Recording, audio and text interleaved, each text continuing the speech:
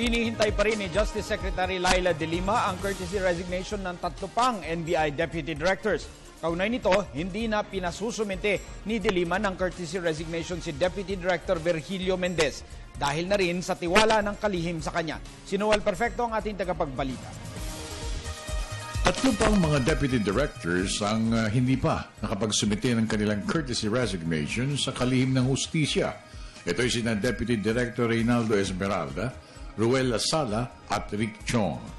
Matapos nang i-absuelto ni Secretary Laila De Lima si Deputy Director Virgilio Mendez dahil umano sa walang bahid na panunungkulan sa serbisyo at si Deputy Director Rafi Ragos na sobra ang pagtitiwala ng kalihim dito. As a whole, the Bureau is very much disturbed with the recent developments. Now, especially that it affects the ranking officials, the directorial staff, including the director. And we still do not know what's the status with his resignation. We are hoping and praying that this will come to an end.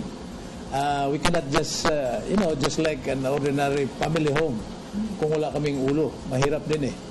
But as responsible children, we will continue with our work. Matatanda na una nagsumite ng kanyang courtesy resignation si Deputy Director Edmond Arugay sa kalihim.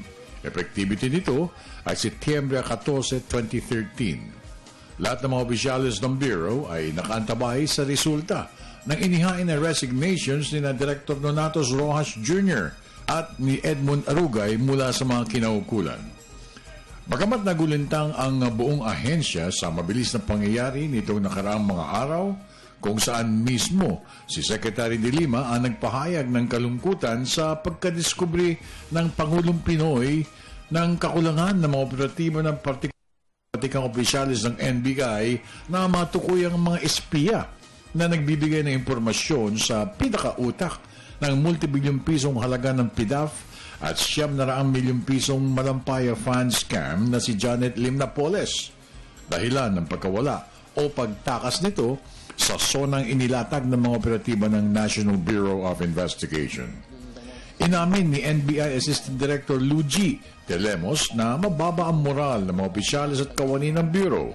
Subalit, hindi ito aniya magiging dahilan para hindi maibigay ang tunay at mabilis na serbisyo sa sambayanan na nagtitiwala at umaasa sa profesional na kakayahan ng Bureau.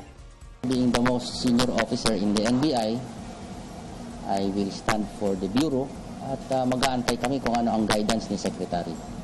Sana ma-resolve namin kagad ang mga issues dito sa NBI.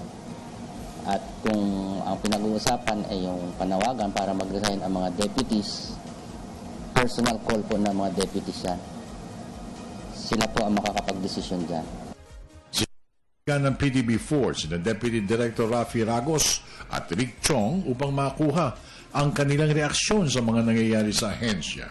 Subalit, isang matinding sagot na busy at wala pa po ang natanggap ng government television team sa ikalawang araw ng pagbabantay sa mga ito. Para sa Telebisyon ng Bayan, ako naman si Noel Perfecto.